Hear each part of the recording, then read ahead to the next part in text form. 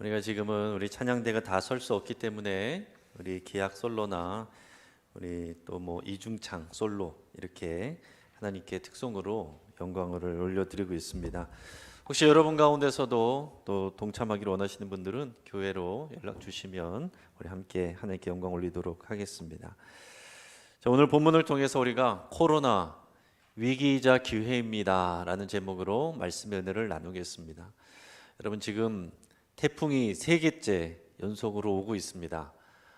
그래도 감사한 것은 좀 경로가 동쪽으로 치우쳐서 간다는 소식이 들려서 그래도 참 감사한 일입니다. 이번에 태풍의 피해로 인해서 또 어려워하시는 분들은 하나님께 또 위로 받으시고 빨리 회복하실 수 있기를 축복하고 기도합니다.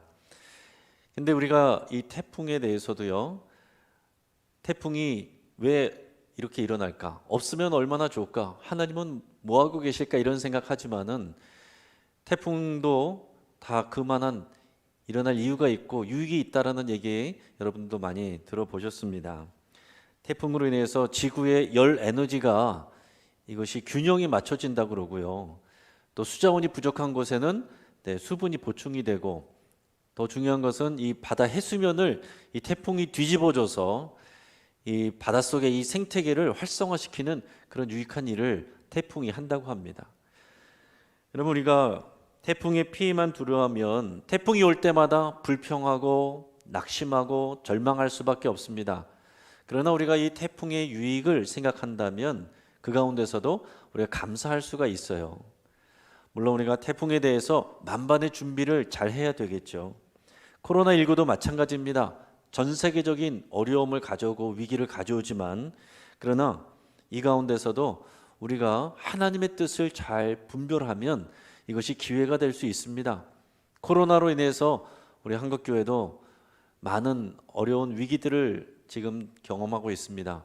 먼저 우리가 모여서 예배할 수가 없죠. 또 모든 성도님들이 전체적으로 경제가 다 어려워졌습니다. 그리고 교회의 이미지가 이번 코로나로 인해서 많이 또 실추가 됐어요. 그래서 지금은 교회에서 배달 음식을 시켜도요, 배달하는 분들이 교회 안으로 들어오려고도 하지 않습니다. 그리고 교육이 어렵습니다. 지금 어른들도 마찬가지고 다음 세대도 교육하는 데 상당한 제약이 따릅니다. 하지만 여러분, 이것을 꼭 기억하셔야 됩니다. 여러분 한번 따라해 보시기 바랍니다. 교회의 위기는 하나님의 위기가 아닙니다. 여러분, 이것을 잘 기억하셔야 됩니다. 교회의 위기는 하나님의 위기가 아니에요. 교회가 위기를 겪고 있지만은 그것이 하나님의 위기는 아니다라는 것입니다. 여러분, 남유다 역사를 생각해 보시면 남유다가 바빌론에게 멸망을 당했습니다. 설마 했어요. 남유다 백성들이, 선지자들이 계속 경고를 했지만은 그래도 우리는 선택받은 백성이고 우리에게는 예루살렘 성전이 있는데 어떻게 우리가 멸망하냐? 하나님을 모르는 이방 민족에게 어떻게 멸망하냐? 이렇게 생각했어요. 이게 믿음인 줄 알았습니다. 그러나 그들의 죄로 말미암아서, 그들의 우상 숭배로 말미암아서 하나님의 징계를 받았습니다. 그래서 예루살렘 성이 또 함락이 되고 성전이 다 파괴가 되고, 이 예루살렘에 있는 백성들이, 많은 사람들이 바벨론으로 포로로 끌려갔습니다. 거기서는 어때요? 성전이 없습니다. 성전에 모여서 제사할 수가 없어요. 그곳에 있는 사람들이 이 사람들을 다 비웃고 조롱합니다. 얼마나 괴롭고 힘들었겠습니까? 근데 여러분, 이것으로 인해서 이 백성들이 너무나도 비참하고 괴로웠지만 하나님도 그러셨을까? 그렇지 않다라는 것입니다. 하나님도 비참하고 괴로우신 것이 아니다라는 거예요. 하나님이 비참해하고 괴로워하신 것은 오히려 이 백성들이 문제없이 살 때 하나님 앞에 제사 드리고 예배하면서도 여전히 자기 마음대로 죄를 짓고 하나님 뜻과 상관없이 살아가면서, 그러면서도 자신들은 하나님의 백성으로서 잘 살고 있다라고 그렇게 말하고 있는 모습을 볼 때 하나님이 오히려 마음이 비참하고 괴로우셨습니다. 그런데 오히려 성전 제사 드릴 수 없고 많은 사람들의 조롱을 받고 있는 상황 가운데서 하나님은 오히려 소망을 가지고 기대감을 갖고 계신다라는 거예요. 이 바벨론의 생활이 오히려 이 하나님의 백성들의 신앙을 본질적으로 다시 돌아보게 하고 회복시키는 그런 기회가 되기 때문에 하나님은 오히려 이 시간을 기대하고 소망하신다라는 것입니다. 여러분, 바벨론에서 성전이 없어서 예배를 드리지 못했습니다. 그러니까 어떻게 해요? 유대인들이 모여서 자기들끼리 모여서 하나님의 말씀을 읽고 또 기도하고 그렇게 했어요. 그렇게 모인 것을 회당이라고 그랬습니다. 그래서 신약시대 때 보면 예수님이 오셨을 때, 이 땅에 오셨을 때는 절기 때는 성전 제사가 있었고, 그리고 매주 안식일이 되면은 회당에 가서 회당 예배를 했어요. 하나님께서 회당 예배를 싫어하셨을까요? 그렇지 않으십니다. 여러분, 바벨론 포로 70년은 이스라엘 백성들을 하나님께서 새롭게 하시는 그런 기회가 된 거예요. 성전에 모여서 예배하지 못했다고 해서 하나님께서 위기로 생각하지 아니하시고 오히려 이것을 하나님은 기회로 생각하셨다는 것을 꼭 기억하실 수 있게 바랍니다. 여러분, 초대교회 때도 마찬가지입니다. 신앙 때문에 백성들이 이렇게 교회로 모일 수가 없었어요. 그래서 지하 무덤인 카타콤으로 들어가서 무덤 속에서 예배했습니다. 그런데 여러분, 이 기독교 역사에 있어서 이 가장 어려웠을 때 예배하기 어렵고 신앙생활하기 가장 어려웠던 이 박해받던 이 시대가 기독교 역사에서 이때만큼 강력하고 순수한 신앙의 시대가 없습니다. 그런 위기가 교회를 힘있게 하고 또 새롭게 하는 거예요. 교회는 이렇게 역사 속에서 많은 위기들이 있었지만은 그 위기를 통해서 하나님은 새로운 일을 행하시는, 또 신앙의 본질을 회복해 하시는 그런 기회로 삼으셨어요. 지금도요, 하나님이 변하셔야 되는 때가 아닙니다. 하나님 뭐 하십니까? 하나님 빨리 역사해 주세요. 이렇게 해서 하나님이 변하셔야 되는 그런 때가 아니라 지금은 우리들이 하나님 앞에서 우리 자신을 돌아보고 우리 믿음을 돌아보고 우리가 잃어버린 것들이 무엇인지 돌아보고, 이 코로나가 영적인 태풍이 되어서 우리 한국교회 안에 또 우리 안에 있는 영적인 불순물들이 다 제거되고 신앙의 본질로 회복되는 그런 기회로 하나님께서 삼으시고자 한다는 것을 여러분, 우리가 마음에 두실 수 있기를 바랍니다. 여러분, 우리는 에너지가 한계가 있어요. 그런데 우리가 결정할 수 있는 것은 이 에너지를 어디다 쓸 것이냐, 이것은 우리가 결정하는 것입니다.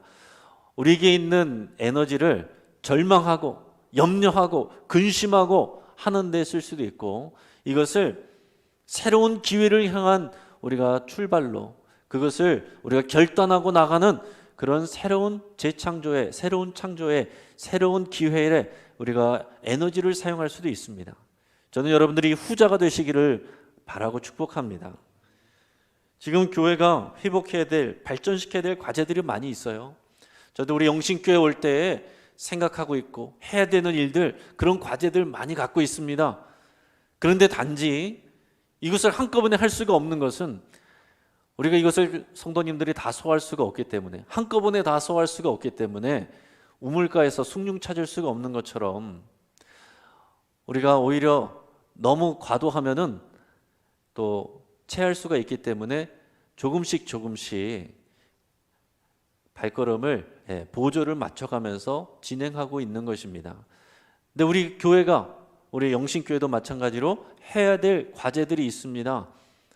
첫째는 뭐냐면은 주중신앙의 회복이에요. 주중신앙을 우리가 회복해야 됩니다. 우리 주일신앙만 가지고서 우리가 이 세상을 이길 수가 없습니다.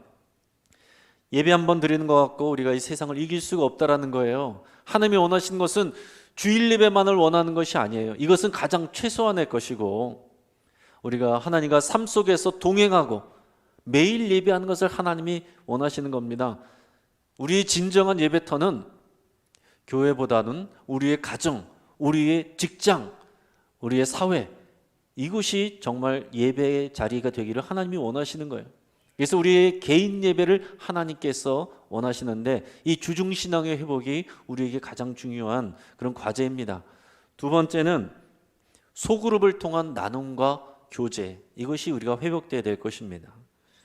여러분, 신앙생활은 하나님을 경험하는 데 크게 세 가지 영역이 있어요. 내가 개인으로 하나님을 만나는 영역이 있고, 그리고 대그룹으로 이렇게 함께 모여서 예배하는 대그룹 예배 영역이 있어요. 그런데 우리가 교회의 교회다움을 경험하려면, 신앙의 어떤 역동성을 경험하려면 반드시 이 소그룹이 필요합니다. 영적인 소그룹, 그 안에서 우리가 그리스도의 친교를 경험할 수 있고, 그 안에서 정말 살아계신 하나님, 우리와 함께 하신 하나님을 경험할 수가 있어요. 이 소그룹의 역동성, 이것이 필요하기 위해서는 영적인 소그룹 모임이 반드시 필요합니다. 그래서 이번에 우리가 구역이 있지만은 새로운 구역장들도 더 충원하고, 그리고 교육도 하고 이렇게 준비하던 건 아니겠어요? 우리가 지금 코로나로 인해서 모이지 못하지만, 그러나 어떠한 모양으로든지 언제라든지 우리가 이런 영적인 소그룹 모임을 활성화하는 것은 교회의 필수적인 과제입니다. 그리고 세 번째는, 우리의 과제는 믿음의 가정 세우기입니다. 교회 기본 단위는 가정입니다. 가정 깨지면 교회도 깨지는 거예요. 여러분, 가정이 무너지면 가정이 교회가 되어야 되는데, 가정이 교회를 세우지 아니하면 지금 이 세상에서 이 영적인 세계관의 전쟁 가운데서 자녀들을 붙잡아줄 수가 없습니다. 가정이 교회가 돼서 가정 안에서 이 신앙의 전수가 일어나야 돼요. 굉장히 중요한 부분입니다. 마지막은 다음 세대 세우기예요. 다 연결이 되는데 다음 세대가 세워지지 않으면 당연히 우리 교회 내일이 없습니다. 이것이 우리에게 있어서 굉장히 중요한 부분인데, 이 코로나로 인해서 지금 교회 이미지가 굉장히 안 좋아지고 실추됐습니다. 근데 이 젊은 세대들, 어린 세대들은요, 이미지, 이 여론, 여기 굉장히 민감하거든요. 그런데 이것을 통해서 보는 교회의 이미지, 이것을 통해서 이제 앞으로 이 코로나 이후에, 이 코로나를 통해서 젊은 세대들이, 다음 세대들이 이 교회를 이탈할 가능성이 굉장히 큽니다. 그렇기 때문에 안 그래도 이 다음 세대를 세워야 되는 일이 중요한데, 이 코로나를 경험하면서 우리는 이 다음 세대 세우는 일에 정말 생명을 걸고 이 일을 감당을 해야 됩니다. 교회가 해야 될 이런 과제들이 너무나도 많은데, 코로나로 인해서 우리가 지금 아무것도 못하고 있으니 얼마나 답답하고 속이 상합니까? 근데 이제는 문제점과 위기는 그만 얘기하고 대안을 얘기하도록 하겠습니다. 여러분, 이 모든 것을 우리가 해결할 수 있는 중요하고 본질적인 대안이 있어요. 기도하면서, 하나님의 뜻을 구하면서, 그리고 많은 또 전문가들이 이미 논의한 바가 있습니다. 그리고 여러분들이 모르는 바가 아니에요. 그동안 안 해서 그렇지, 이것을 해결할 수 있는, 지금 이 코로나 시기 때에 우리 회복해야 될 신앙의 본질이 뭐냐면 가정 예배입니다. 우리가 가정 예배를 회복해야 될 때가 됐어요. 여러분, 이것은 해결책으로서 중요한 것, 그 이전에 본질로서 중요하니까 중요한 것입니다. 여러분, 잘 생각해 보세요. 이 코로나로 인해서 사회적 모임을 할 수가 없습니다. 소그룹 모임을 할 수가 없습니다. 이 코로나 기간 금방 끝나지 않을 겁니다. 전문가들이 다 얘기하고 있어요. 코로나가 종식이 된다고 하더라도 마스크는 당분간 몇 년 동안 벗지 못할 거다 얘기하고 있어요. 마스크를 벗는다고 하더라도 사람들이 안심하고 그렇게 모이기가 쉽지가 않을 것입니다. 자, 그런데 이런 사회적 모임이 아무리 금지가 되어도요, 가정 안에서 가족들이 모여 있는 것은 지금 터치받지 않고 있어요. 코로나가 아무리 심해져도 가정 예배는 터치받지 않는다라는 것입니다. 근데 이 가정 예배 유익을 여러분 생각해 보시면, 가정 예배는 우리의 주중에 예배를 드리는 것이기 때문에 주중의 신앙을 유지할 수 있도록 도와줍니다. 또 이 가정 예배는 소그룹의 나눔과 교제를 경험하게 해줘요. 그리고 가정 예배는 가정을, 교회를 세우는 일이죠. 구체적인 실천입니다. 그리고 이 가정 예배를 통해서 다음 세대를 세울 수가 있습니다. 여러분, 교회에서 우리가 교육부서에서 교육을 하고 예배를 하지만 한계가 있습니다. 일주일에 1시간이잖아요. 많아야 2시간. 이것으로 우리 자녀들을 책임질 수가 없습니다. 최소한이죠. 여러분이, 우리 자녀들이, 다음 세대들이 자라가려면, 신앙으로 자라가려면 가정에서 신앙의 전수가 일어나야 돼요. 가정이 교회가 돼야 됩니다. 그래야만 우리 다음 세대들이 믿음을 설 수가 있는 것입니다. 여러분, 믿음의 부모님을 통해서 신앙의 전수를 받은 자녀들은요, 절대로 망하지 않습니다. 교회 다니던 친구들이 조금 머리가 크면은 교회를 떠나는 일들은 많아도 가정 예배를 통해서 신앙의 기쁨을 맛본 사람들은 절대 하나님을 떠나지 않는다는 것입니다. 제가 앞에서 언급했던 이 교회의 과제들이요, 이 가정 예배를 통해서 다 기능을 할 수가 있게 되는 거예요. 물론 이것으로 100% 된다는 것은 아니지만은 오히려 이 코로나 기간이 하나님께서 우리가 그동안 해야 되는데 소홀히 하고 사실은 잊어버리고 있었던 중요한 본질을 회복해야 하는, 가정 예배를 회복해야 하는 그런 하나님의 마음이 여기 있다라고 분명히 확신하고 있습니다. 오늘의 하나님께서 우리에게 주시는 본문 말씀을 같이 한번 다시 읽어보도록 하겠습니다. 우리 본문 말씀은 쉐마 말씀이라고 불려지는 신명기 6장 4절에서 9절까지의 말씀인데요, 우리 같이 한번 소리 맞춰서 읽어보겠습니다. 시작. 이스라엘아 들으라. 우리 하나님 여호와는 오직 유일한 여호와시니 너는 마음을 다하고 뜻을 다하고 힘을 다하여 네 하나님 여호와를 사랑하라. 오늘 내가 내게 명하신 이 말씀을 너는 마음에 새기고 네 자녀에게 부지런히 가르치며 집에 앉았을 때이든지 길을 갈 때이든지 누워 있을 때이든지 일어날 때이든지 말씀을 강론할 것이며 너는 또 그것을 내 손목에 매어 기호를 삼으며 내 미간에 붙여 표로 삼고 또 내 집 문설주와 바깥문에 기록할지니라. 아멘.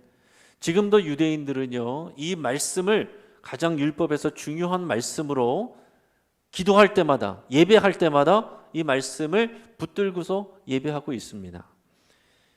이 쉐마 명령이라고 얘기를 하는데 이 본문이 어떻게 시작합니까? 이스라엘아 들으라. 근데 원어로 보면은 들으라 이스라엘아 이렇게 나옵니다. 쉐마 이스라엘 이렇게 나오는 거예요. 이 쉐마라는 말이 들으라라는 얘기입니다. 그래서 이 쉐마 말씀의 내용이 뭡니까? 하나는 여호와 하나님만 사랑하라.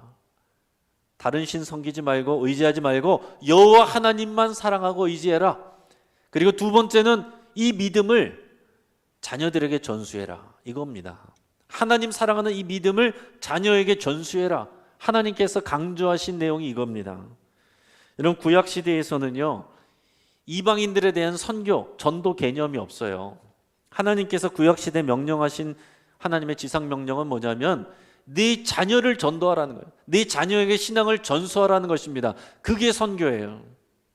네 자녀에게 신앙을 전수해서 네 자녀가 복을 받고 자녀가 많아지게 하는 것, 이게 하나님의 방식입니다.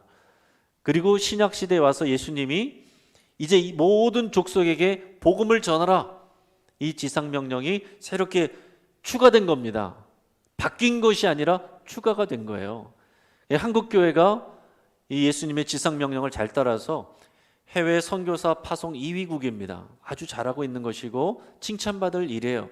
그런데 그 이전에 하나님께서 주셨던 이 지상 명령, 네 자녀에게 신앙을 전수하라, 네 자녀에게 신앙을 전수하라는 이 명령을 우리가 잊고 살았어요. 이것을 놓치고 살았습니다.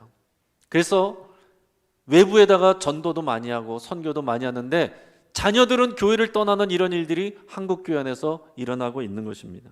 여러분, 이것을 보면서 하나님께서 어떤 마음을 품으실까? 이번 코로나를 통해서 우리가 잃어버린 것이 무엇인지 되돌아보게 하시는, 회복하게 하시는데 바로 이것을, 우리가 잃어버린 것을 바라보게 하신다라고 믿습니다. 여러분, 이 쉐마 말씀을 통해서 여호와 하나님이 살아계신 하나님, 나의 하나님, 이 하나님만을 사랑하고 의지하는 이 믿음, 먼저 부모가 마음에 새겨라. 그리고 이것을 부지런히 내 자녀에게 가르치고 전수해라. 이것이 가정 예배를 통해서 회복이 돼야 될 부분입니다. 여러분, 우리가 뿐만 아니라 우리가 초대교회로 돌아가자라는 얘기를 많이 하는데 초대교회는 기본이 가정이 교회였어요. 이렇게 교회 건물 지어놓고 모여서 예배드리는 것이 아니었습니다. 성전에서 모여서 함께 예배하고 그리고 저녁에는 흩어져서 각 가정에서 식사를 하면서 소그룹으로 모여서 같이 또 은혜를 나누는, 이것이 초대교회의 모습이었습니다. 초대교회를 회복한다라는 것은 이런 소그룹을 회복하는 것이고, 그리고 또한 우리의 가정이 교회되게 하는 것은 가정교회를 회복하는 것입니다. 그러면 이제 중요한 건 뭐겠어요? 중요한 거는 잘 하는 게 중요한 겁니다. 가정예배 몰라서 못한 사람은 없습니다. 중요하다는 거 안 들어본 분들은 없을 거예요. 문제는 잘 하는 게 어려운 거예요. 여기서 가정예배 안 해보신 분들 아마 없을 겁니다. 대부분 해보셨을 거예요. 아마 지금도 하고 계신 분들도 계실 겁니다. 근데 우리가 참 어려운 것은 뭐냐면은 하다가 계속 하기가 어려워요. 저도 참 어렵습니다. 지금 저도 가정예배를 잘 못 드리고 있는데, 저도 가정예배는 중요하다 생각하고 있지만은 저도 잘 못 드리고 있는데 이것을 우리 강조하기가 부끄러워서 그동안 잘 강조를 안 했습니다. 그러나 이제는 이 코로나 시간을 통해서 하나님의 이런 마음, 하나님이 뭘 회복하기를 원하시는가, 이것을 기도하면서 들을 때에 이 가정예배를 우리가 회복하지 않을 수가 없다라는 것입니다. 그럼 가정예배가 왜 어렵습니까? 자녀들이 어리면 애들이 집중을 못해요. 가정예배 하려고 그러면은 애들이 떠들고 또 딴짓하고 지루하다 그러고 자꾸 화장실 간다 그러고 뭐 애들끼리 싸우기도 하고, 애들이 지루하다고 막 힘들어하고 그러니까 하기가 어려워요. 어린애들 데리고 가정예배하기 쉽지가 않습니다. 아이들이 머리가 크면 어떻습니까? 머리가 크면 모이는 것조차가 어렵습니다. 지금은 아이들 얼굴 배우기가 어려워요. 그래서 같이 모이는 것 자체가 어렵습니다. 그리고 뭐 같이 모여서 이제 가정예배 하자고 그러면은 아마 입이 이만큼 나와서 앉아 있을 거예요. 이 가정예배의 기쁨을 경험해 보지 못하고 가정예배를 왜 해야 되는지 모르는 상태에서 또 예배를 왜 또 드려야 되는데 이렇게 하고 앉아 있으면은 가정예배가 참 쉽지가 않습니다. 우리 가정예배를 하게 되면은 또 어떻게 됩니까? 어른 예배 다시 또 반복하는 것처럼 하는 거예요. 뭐 추도 예배 드리듯이 또 구역 예배 드리듯이 그냥 예배를 그렇게 합니다. 그러면 이제 좀 아시는 분들이 사도신경도 외우고 또 기도도 하고 성경 봉독도 한 다음에 또 대부분은 또 영적인 가장이 이렇게 설교를 좀 하시겠죠. 설교를 하시다가 보면은 또 아이들이 잘 이해를 못하고 재미가 없으니까 힘들어하기도 하고, 또 설교를 하다가 불현듯 내 자녀들에게 해주고 싶은 말이 생각이 나면은 어느 순간 이 설교를 빌미로 해서 하고 싶은 얘기를 막 잔소리를 퍼붓는 거죠.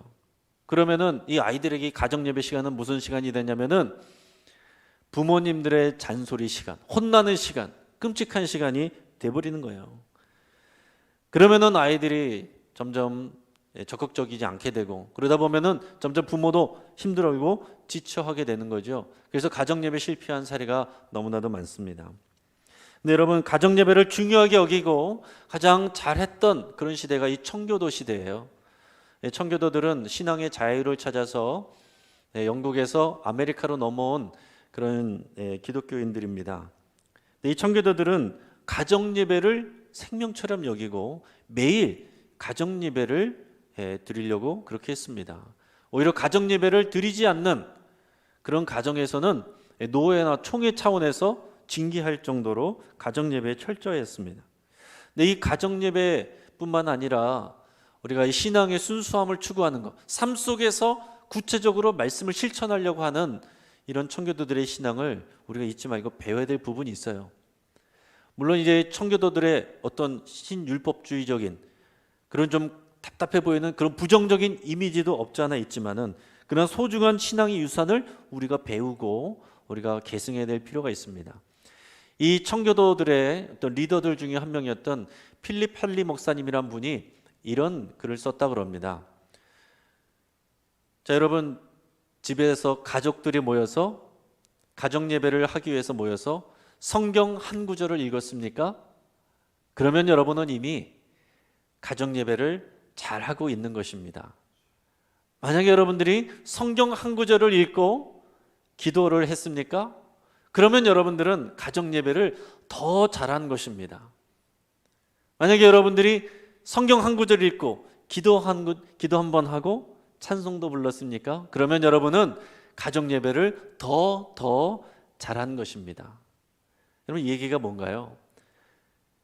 형식이 중요한 게 아니라는 거예요. 우리가 가정 예배를 시도하지만 실패하는 것은 뭐냐면은 형식에 치우치다가 보니까, 형식을 맞추려고 하다 보니까 그게 힘든 거예요. 그래서 어렵다라는 것입니다. 장신대 기독교학과 교수로 있는 신영석 교수님이 있는데 이분은 결혼 이후에 10년 동안 한 번도 빼놓지 않고 가정 예배를 지금까지 드리고 있다고 그럽니다. 참 대단해요. 여러분 이론적으로 많은 것을 얘기할 수 있는 사람보다 삶 속에서 그것을 실천할 수 있는 사람의 그 말이 정말 파워가 있는 거거든요. 그런데 이분이 얘기하는 게 뭐냐면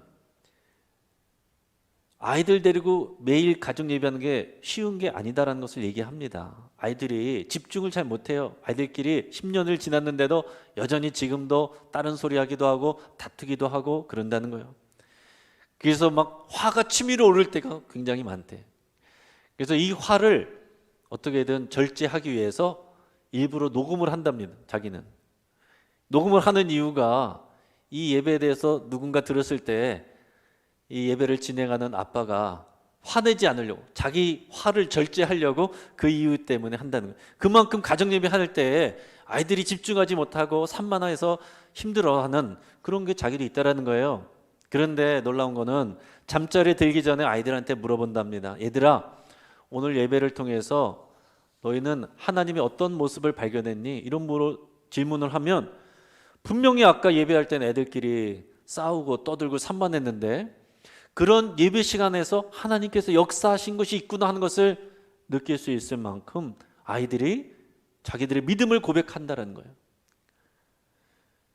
그래서 이 신영석 교수님이 가정 예배를 강조하면서 이런 말을 했습니다. 가정 예배는 부모들의 숙제가 아니라 온 가족을 위한 하나님의 축복입니다. 우리가 이것을 과제처럼 숙제처럼 여기고 어떤 형식을 맞추려고 하니까 어려운 거예요.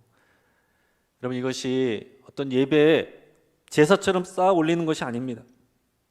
어떤 해내야 되는 과제로 여기서는 어려운 거예요. 이것은 하나님을 만나는 사건, 하나님을 기억하고 하나님께 감사하는 모여서 우리 하나님 얘기를 하고 찬양만 불러도 기도만 해도 말씀 한 구절만 읽어도 서로 그것을 통해서 나눠도 그것이 다 가정 예배가 된다라는 것입니다. 반대로 이것을 가정 모임처럼 생각해도 실패한다고 그래요. 가정 모임으로 생각하면 어떻게 됩니까? 잔소리하게 되는 거예요. 평상시에 해주고 싶었던 잔소리, 특히 부모님들이 그렇게 되는 거죠. 이 시간에는 하나님이 우리에게 하시는 말씀과 하나님의 음성에 귀를 기울이는 시간, 그 은혜에 우리가 초점을 맞추는 시간, 여러분 그것만 생각하면 됩니다. 부모도요 하나님의 자녀예요. 이 예배, 가정 예배 때는 부모가 완벽할 필요가 없어요. 나도 연약하다는 것을 같이 고백하면 되는 것입니다.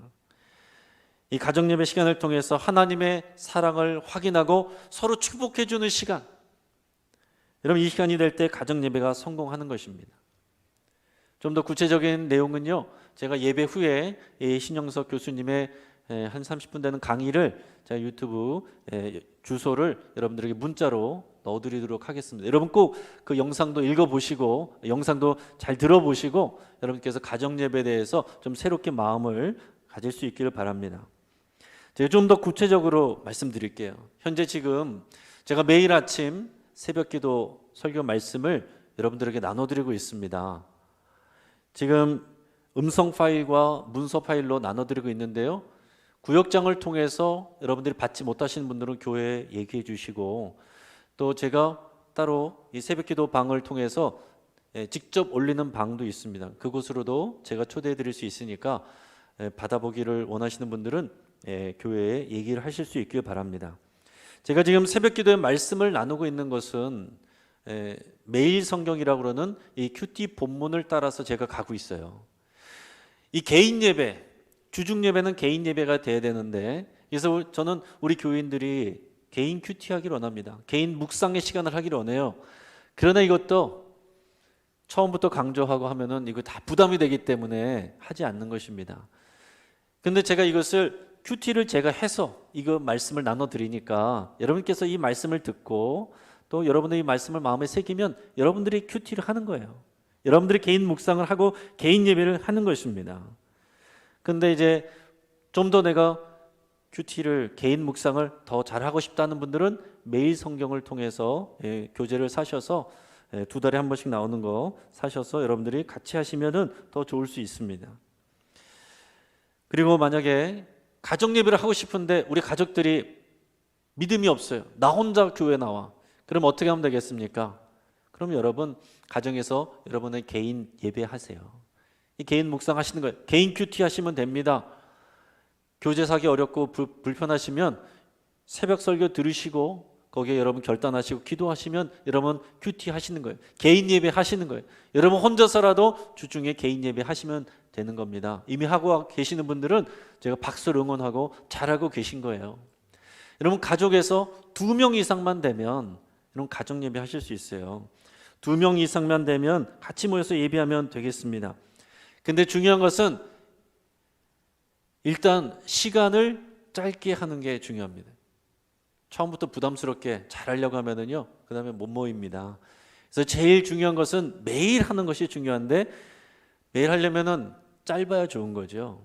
그래서 10분에서 길면 30분 그 안에서 여러분 진행할 수 있기를 바라고요. 그리고 신영석 교수님 같은 경우는 아이들이 어리니까 매일 하는데 그 대신 예배 시간을 5분, 길면 12분 그 사이에서 끝낸다고 그래요. 그러니까 부담이 없죠. 여러분 5분에서 12분 아이들 어린아이들 데리고 하는 거 잠깐 몇 마디 나누고 말씀 나누고 기도해 주면 끝입니다. 여러분 쉽게 하시면 된다라는 거예요. 그래서 매일 하는 것이 제일 좋은데 그러나 여러분 처음 시작할 때 여러분 체할 수가 있으니까 여러분들에게 당부하고 권면하고 부탁드리는 것은 이번 주에 일주일에 딱 한 번만이라도 꼭 해보실 수 있기를 바랍니다. 그 말씀의 실천이고 열매예요. 오늘 말씀 듣고 아멘하고 끝날 것이 아니라 이번 주 중에 2명 이상 가족들이 모여서 5분에서 많게는 30분 안에 여러분의 이 가정 예배를 꼭 한 번이라도 해보실 수 있길 바랍니다. 자, 그리고 우리 교회는 2대 또 3, 온 세대가 함께 모여서 여러분들이 가정 예배를 하실 수 있기를 꼭 추천합니다. 여러분 이런 가정 예배 모임 통하지 않고선 여러분들이 같이 모여서 여러분들의 속에 있는 얘기 또 신앙 얘기 그렇게 깊이 있게 나눌 수 있는 기회가 없어요. 주로 만나면은 잔소리하게 되고 그냥 안부 묻게 되고 또 얘기하다가 싸우게 되니까 얘기하기 피하게 되고 이렇게 됩니다. 가정 예배를 통해서 내 얘기가 아니라 하나님의 얘기를 서로 적용하고 나누면 여러분 그것이 정말 축복의 시간이 될 수 있어요. 이게 무슨 예배야? 라고 생각이 들 정도로 쉽게 접근하시라라는 것입니다. 형식이 중요한 게 아니라고 말씀을 드렸어요. 형식이 중요한 것이 아니라 하나님을 만나는 사건이 되면 되는 것입니다. 그냥 모여서 하나님 얘기 한번 하고 그리고 서로 축복해주고 말씀 한 구절이라도 읽으면 이게 가정 예배가 되는 거예요. 여러분 쉽게 접근해야 가능합니다. 그리고 오늘 우리가 쉐마 말씀을 읽었는데 요즘은 교육 차원에서도 이 쉐마 교육 또 하브루타 이런 관심 갖는 젊은 부모님들도 많이 있어요. 그리고 쉐마 예배, 가정 예배 이런 또 운동하는 분들도 있습니다. 그러니까 쉐마 예배에서 중요한 건 뭐냐면은 오늘 여기서 강론한다라는 표현이 있는데 대화하는 거예요. 대화. 그러니까 예배는 다 입 다물고 있고 진행자만 혼자 얘기하는 것이 아니라 쉐마형 예배는요 같이 나누는 것입니다. 대화를 나누는 거예요. 그러니까 여러분 이것을 할 때 더 좋은 팁은 모일 때 맛있는 다과를 준비하면 좋습니다. 너무 거창한 거 말고 같이 얘기하면서 나눌 수 있는 다과를 나누면서 나누시면 더 좋습니다. 그리고 또 뭐 하면 좋겠어요? 찬양을 할 때는 자녀들에게 맞춰서 자녀들이 좋아하는 부를 수 있는 찬양에 맞춰서 찬양을 부르면 더 좋겠죠. 그리고 반드시 행복하고 따뜻하고 좋은 분위기를 유지하는 것이 굉장히 필요합니다. 그래서 우리 사랑하는 자녀들이 이 예배를 참였을 때 너무 좋구나. 평상시에 부모님들이 나에게 대하는 것보다 이 가정 예배를 통해서 나에게 정말 더 친절해지고 내 이야기에 귀를 기울여주고 나를 축복해주는 그 사랑이 느껴지는구나. 이게 될 때에 우리 가정 예배가 성공합니다. 그러나 좀 더 체계적으로 하기를 원하시는 분들을 위해서는 제가 다음 주 정도에 프로그램을 준비를 해서 구체적으로 신청을 받아서 또 안내 더 해드리고 자료도 드리고 가이드 해드리도록 하겠습니다. 그러니까 전체적으로는 여러분 쉽게 접근하시라고 말씀을 드렸고 편하게 하시기를 바랍니다. 그런데 좀 더 체계적으로 하시기를 원하시는 분들은 프로그램을 준비해서 여러분 신청을 받아서 또 관리를 해드리도록 하겠습니다. 그리고 참고로 여러분 인터넷에서 성서 유니온 선교회를 치고 들어가시면 거기에 이 큐티 교재, 다양한 연령대별 큐티 교재가 있어요.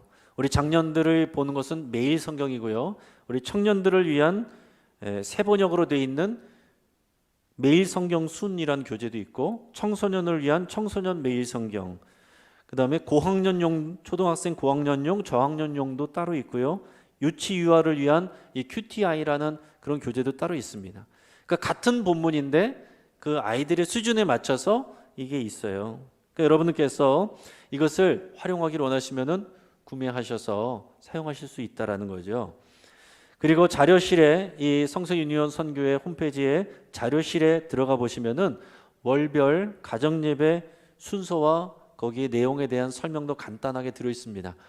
그러니까 여러분 어떤 순서지가 필요하다면 그 자료실에서 그것을 활용할 수도 있어요. 그리고 이제 프로그램을 다음 주부터 시작하게 되면 신청하신 분들께는 조금 더 자세한 내용을 안내해드리고 교육해드리고 또 점검해드리고 또 지도해드리도록 하겠습니다. 지금 마음만 먹으면 이미 시중에 나와 있는 이런 교재와 자료들도 충분히 사용할 수 있다는 것을 말씀을 드리는 것이고요. 이런 교재 또 이런 것들도 부담스럽다 하시는 분들은 앞에서 말씀드린 것처럼 새벽에 나눈 말씀 여러분 큐티를 통해서 여러분 말씀을 통해서 묵상을 하시고 또 그 말씀 가지고 한 구절이라도 가족들이 모여서 함께 읽고 여러분의 생각을 나누고 서로 축복해주면 그리고 기도로 마치면 되겠습니다. 기도할 때는 돌아가면서 기도할 수도 있고 마지막에는 영적 가장이 또 축복해주면서 기도해주면 더 좋겠죠. 그리고 여러분들이 창의적으로 그 순서 안에 순서를 만들어서 얼마든지 넣을 수 있어요. 서로를 축복해주는 시간 또는 서로에게 감사의 말을 하는 시간, 이런 순서를 집어넣어서 여러분들이 얼마든지 진행을 할 수가 있습니다. 사랑하는 여러분, 오늘 말씀을 통해서 하나님께서 이 코로나 위기의 상황 가운데 무엇을 하기를 원하시는지, 여러분 무엇을 회복하기를, 무엇에 대한 기회를 삼으시기를 원하시는지 여러분 하나님의 마음을 다 받으실 수 있기를 바랍니다. 다시 말씀드리지만 교회의 위기가, 세상의 위기가 하나님의 위기는 아닙니다. 하나님은 오히려 이 위기들을 통해서 새롭게 역사하시는 그런 기회들을 삼아 오셨어요. 이 기독교의 역사에서 반복되어 온 것입니다. 이 코로나를 통해서 다가온 교회의 위기는 이 교회를 새롭게 하고 우리의 가정을 새롭게 하고 우리 신앙을 새롭게 하는 그런 하나님의 새로운 기회가 될 것입니다. 그래서 이 가정 예배는 가정이 교회가 되게 하는 사건이 되게 할 것이고, 이 가정 예배는 또한 신앙의 전승을 우리가 잃어버렸던 것을 되찾게 하는 계기가 될 것이고, 또 이 가정 예배는 한국교회의 큰 사명인 세대 통합의 사역과 다음 세대를 믿음으로 무장시키는 일을 감당하게 될 것입니다. 사랑하는 여러분, 이 교회와 우리 가정을 향한 하나님의 마음이 무엇인지 마음에 품으시고 결단하시고 실천할 수 있기를 주의 이름으로 축복합니다. 잠깐 기도하겠습니다. 하나님, 오늘 주의 말씀을 듣고 우리가 위기 가운데 낙심하고 절망하고 앉아있을 것이 아니라 우리의 에너지를 하나님의 기대하시는 바를 바라보며 하나님의 또 말씀과 또 하나님의 또 계획들을 우리가 우리 삶 속에서 회복하는 그런 기회 삼게 하여 주시옵소서. 하나님, 우리 교회를 돌보시고 우리 민족을 돌보시고 우리 가정을 돌보셔서 이 거친 세상 속에서 우리 자녀들이 떠내려가지 않게 하시며 우리가 가정 예배를 회복하게 하시고 가정이 교회 되게 하여 주시옵소서. 이를 위해서 우리가 영적인 가장으로 아버지여 무장하고 세워질 수 있도록 인도하여 주시옵소서. 감사함이 예수 그리스도의 이름으로 기도합니다. 아멘.